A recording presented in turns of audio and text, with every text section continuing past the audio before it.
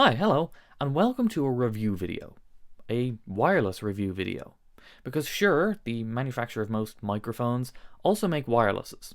And recently enough, maybe 2 months ago, they launched a new range of wireless systems. And I was familiar with their predecessors because I'd seen them a lot on pro pedalboards when I was doing those pro rig price up videos.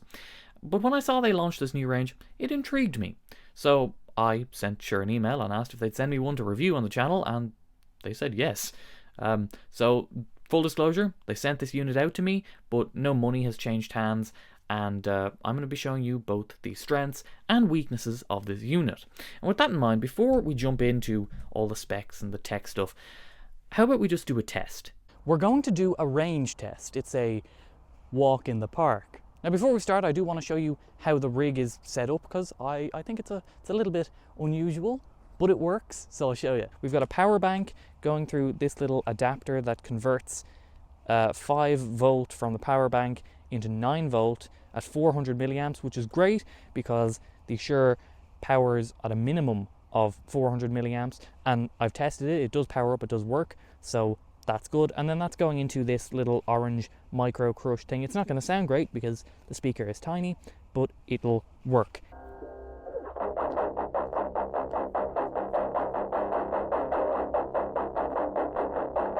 Now realistically, this is probably not the best test, or it's arbitrary at some point because stages only get so big. But this is more fun than anything, and it's kind of what wireless tests on YouTube consist of. So that's what we're going to start with anyway.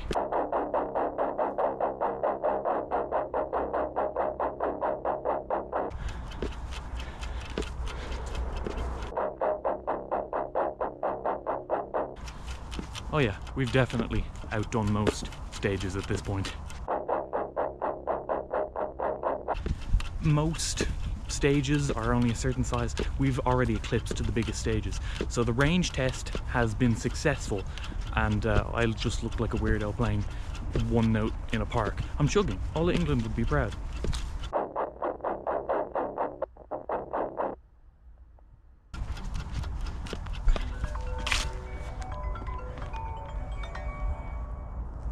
Gone? Okay, so once I went in front of the trees, we lost signal, but we've gone past any reasonably sized stage at this point. This is most certainly a win as far as I'm concerned. We've traversed quite a distance. We got up to over there, and we came from all the way over at that tree line there. Way bigger than any stage ever. To put this into perspective, there's me, and there's where the receiver was.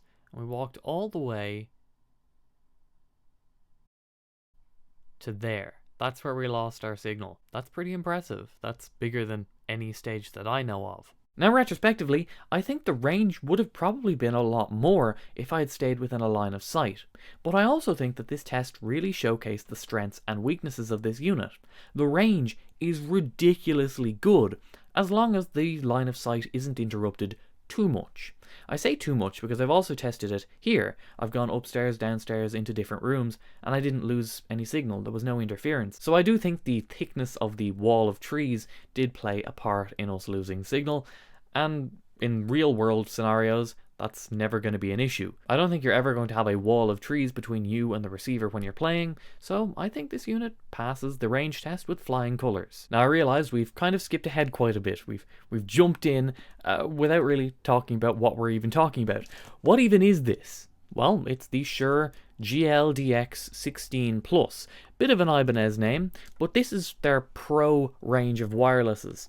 And because it's that, it has some very cool features. I'll start with my favourite, one of my favourites. A rechargeable and replaceable lithium-ion battery. 12 hours playtime from the transmitter, and if, let's say, you get to the gig and it's dead for whatever reason, you forgot to charge it, in 15 minutes it'll give you 90 minutes of playtime, which will get you out of some sticky situations.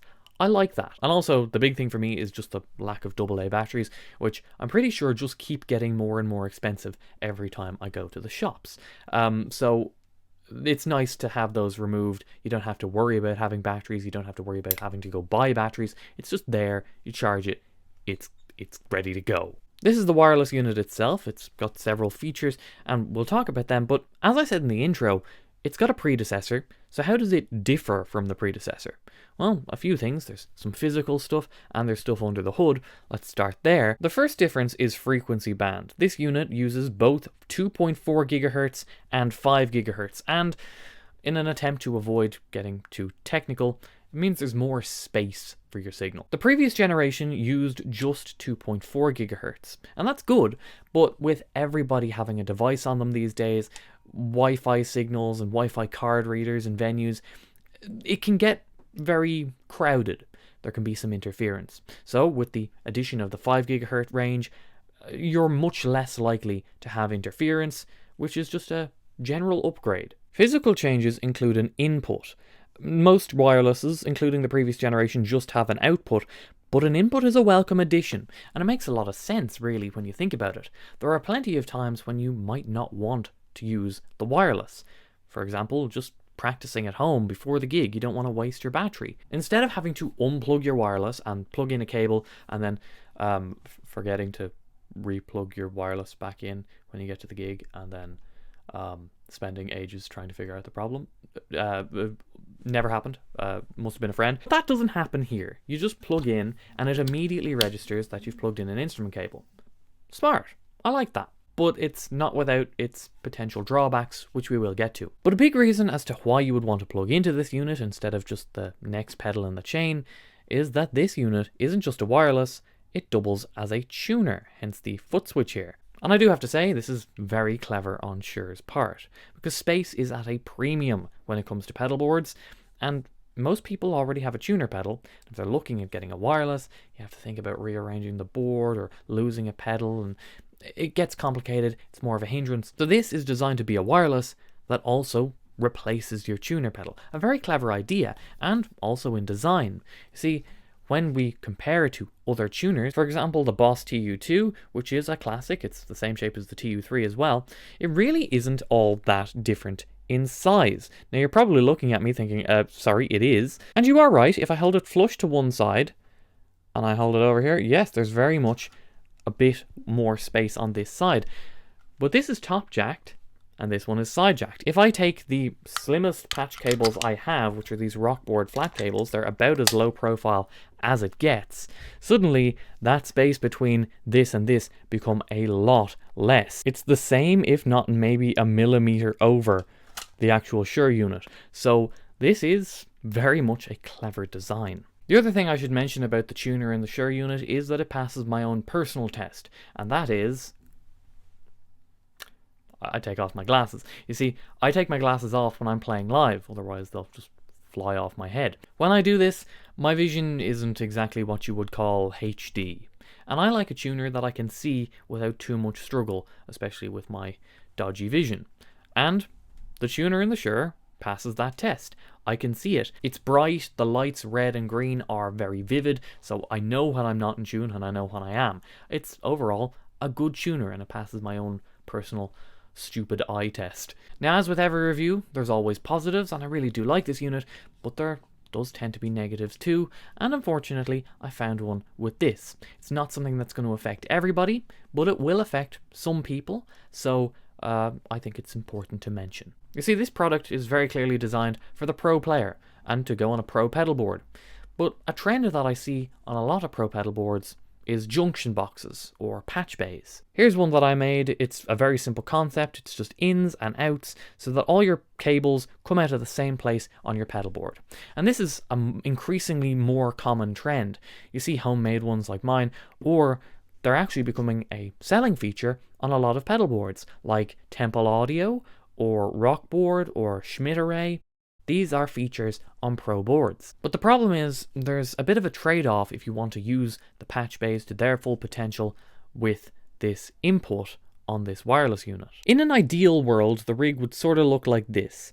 You'd have a patch cable going into the input of the wireless, and when you were ready to use it, you just plug in your input on your patch bay, you'd press one of these little buttons here on the unit itself, and it would swap into wired mode. That would be the ideal scenario. And you can kind of do that. You can set this unit up into a mode where it ABs between wired and wireless with the click of a switch. The problem is that that switch happens to be the foot switch. And the problem that I can see here is that in the normal mode, the foot switch is used to turn on or off the tuner. And the tuner mutes the signal, you tune up, you press it again, you're unmuted. Just like a normal regular tuner. Like the normal regular tuner that you replaced. But the problem with the AB mode between wired and wireless, where you're manually selecting it and you're using this foot switch, is that that can't now turn on or off the tuner. So the tuner is on all the time, but the mute is not. It doesn't mute anything.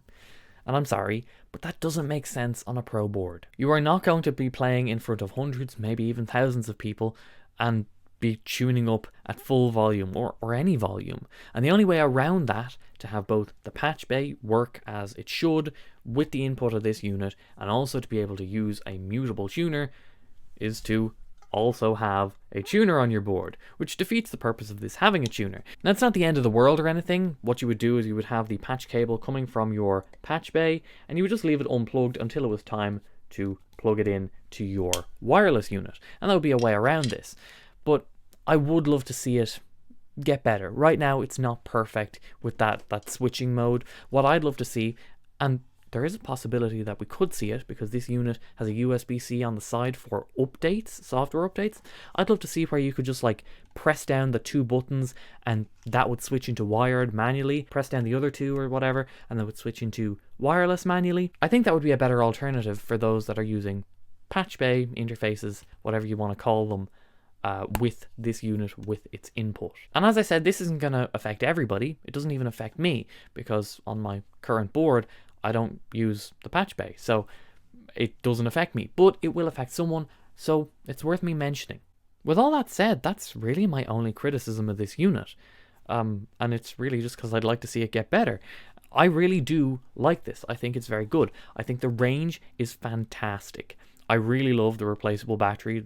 I don't want to do AAs anymore after using this. I'm a fan. I really like the tuner. It's even got a couple of modes. It's got strobe and stuff. I don't use that. I just use the standard one. But I like that I can see it. That's a big thing. And by no means do I not appreciate the input jack on the pedal. That's been useful for me already. I rank this wireless very highly. And the proof is that this is going on my pedal board. It's replacing my tuner and is becoming one of, I think, 6 pedals. That's all I'm using regularly live. That's joining the ranks. This is going to be there. So that's the review, I guess. It's a good one. So thank you for watching. Like the video if you liked it, subscribe if you want to, and I'll see you next time. Bye bye.